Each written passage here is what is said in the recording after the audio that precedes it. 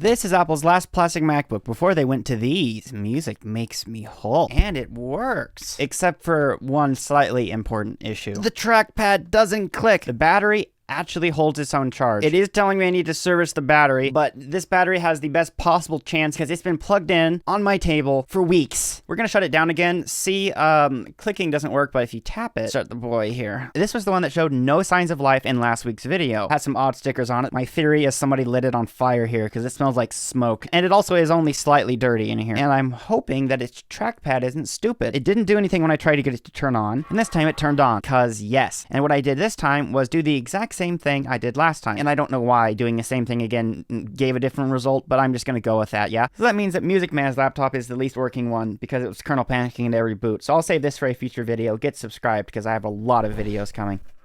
I shouldn't have inhaled so hard. Warning, do not remove battery. What are you gonna do about it, Tim? It lifts out. Yoink this connector out. Let's see if we can just open it and let it disconnect itself. And now the same thing in reverse. Yes, I think I will remove the battery. Oh, that was a nice peel. And here's our good boy. Now the click of truth. There you go, guys. That's a trackpad. That's what it's supposed to do. All right, now that we know that it works, time to take it all apart. For the cleaning process, I'll just take the trackpad out. Taking the computer apart for no reason begins with the rear vent. 8 screws and it yanks right out. It looks like plastic, but it's metal. To get to the fan, there's the antenna connector, the fans connector, and some screws. It just lifts right out. We got some cake right there. Anybody hungry? Actually, you know what? It's more like a muffin. Now for the logic board, there's a ton of connectors, and I definitely didn't break one. It wasn't the connector itself, it was the plastic bit. I saw some people online complaining that they did this, so it's not entirely me being an idiot here. I just slapped some super glue on there, and it's fine. Just like when you subscribe to my channel. Moving on, I took out the other connectors, and I didn't break any of those. And now there's just some screws, and the logic board with this dedicated wham comes right out. It has more dust than I thought. Anybody want some? But we're not done yet, friends. There's a long boy screw to take out, the antenna connector, a screw that goes into the side of the CD drive. You don't want to be poking this thing with a pencil. That's a speaker. And there it is. Now I have a MacBook without the MacBook part. And now back to the logic board. You have to take that heatsink off, and while removing the screws, I accidentally stripped one of them. Resorting to unconventional methods.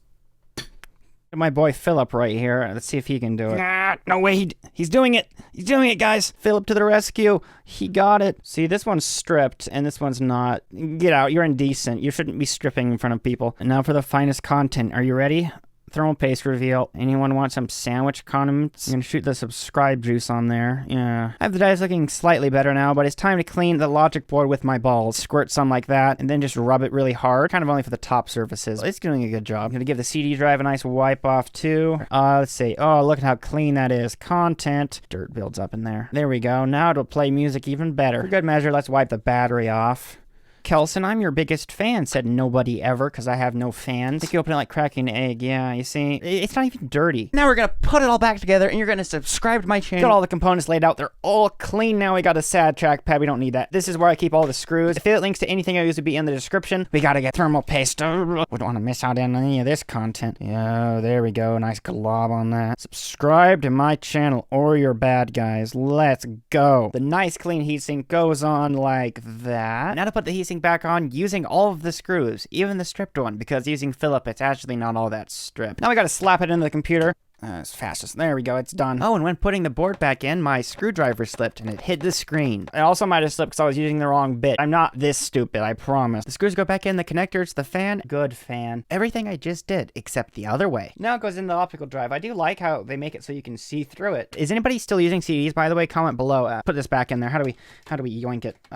Before we do that, this is bothering me. Let's slap it in there like that. There we go. Now let's put that last screw in. Okay, so now I won't poke my screwdriver through the screen like I almost did. Now onto the CD drive. Now we have to insert our long boy. There we go. And then I crammed the other bits back in. It's pretty straightforward, so I'll just gloss over it. There was a slight oddity though. It appears that the back case is slightly bent, and since it's rubber coated aluminum, I could just bend it back into place. I did figure out why it was bent. Some damage on the plastic of the laptop matches damage on the bottom perfectly. That is obviously from someone trying to pry into the laptop, but it just doesn't work that way. Subscribe. Oh yeah, about screwing this in. Didn't come with any screws. And the half-working MacBook only had 4. Don't mind me just permanently borrowing some other screws from a different MacBook. They're going to be better than nothing, but they're noticeably shorter. Length matters. I'm going to put the original ones in each corner, and then the other 4 that are smaller in the middle. Now I'll give the bottom one last clean. Oh yeah, these. Okay, I hope that didn't leave any adhesive. And for maximum FPS, I cleaned the rest of the computer too. Top, side, keyboard, and screen. Now we're going to get 1 billion FPS in Minecraft. And now I need to upgrade the operating system because this thing can run High Sierra, and it was already running Lion, which is a lot older. So I just made a High Sierra installer using the iMac behind me. Yeah, I cut all the boring stuff out. That took me quite a while. I'll give the internal drive a wipe and then install the operating system. And just like that, we're in the operating system. So I'm very glad this MacBook is working. Actually, it's,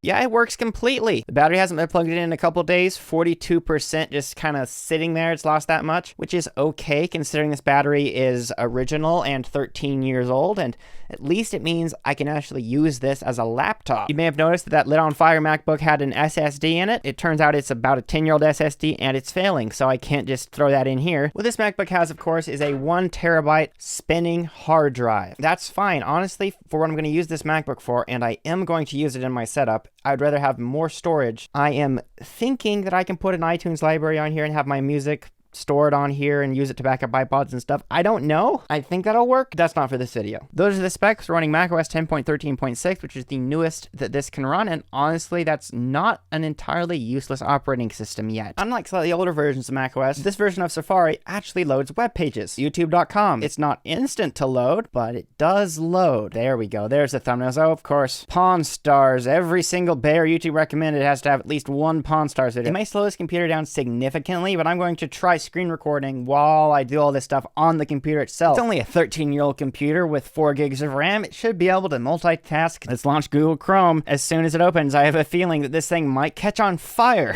You know what I mean with Google Chrome and 3 tabs. This is actually taking forever. Jokes aside, let's see how this thing runs Minecraft. Gotta do all the boring stuff like install Java. But I'm frozen. Oh, look, 1 line of sand. Oh. Now it's spawned in. Oh, I see the seconds per frame there. The default's at 12 render distance, and I have a feeling on a 13-year-old MacBook, that's not what you want to be using. Let's go for a more modest 4. All right, boys, 11 FPS, 13 FPS, 7 FPS. This is what you would call playable, but not really. I mean, technically, you could play it with this much FPS, but it just would not be a very good experience. I must tell you, trackpad gaming is indeed awful. Of course, I am screen recording with this thing. Okay, I'll stop. Maybe I'll get slightly more frames. We're gaming at a 30 to 50 FPS. You can, in fact, be a Minecraft gamer on a 2010 MacBook. Yeah, and there is an added benefit of it being a built-in hand warmer, because the surface of the MacBook is rather warm. Roughly that in C's. My favorite song. Trying is a game these old MacBooks find very hard to play usually, but this one might actually play it at max settings more than just a couple frames a second. Max settings, not the best FPS, but hey, that's at least something. I'm also screen recording because, you know, we can multitask on such a machine as this. Not the best performance, what did you guys expect? So is Apple's last plastic MacBook usable? Yes, but usable can mean a lot of things. Even this is usable. Watch the MacBook Air from Hell video if you don't know what this is. It's good at the things it's good at, and once you start getting out of its comfort zone, it's pretty darn terrible. But that's this week's video. Get subscribed for next week, where there'll be a video about an iPod mini. And for the $1 supporters this week on YouTube or Patreon, we're going to look at some Amazon packages I bought again. I also got 2,000 note cards.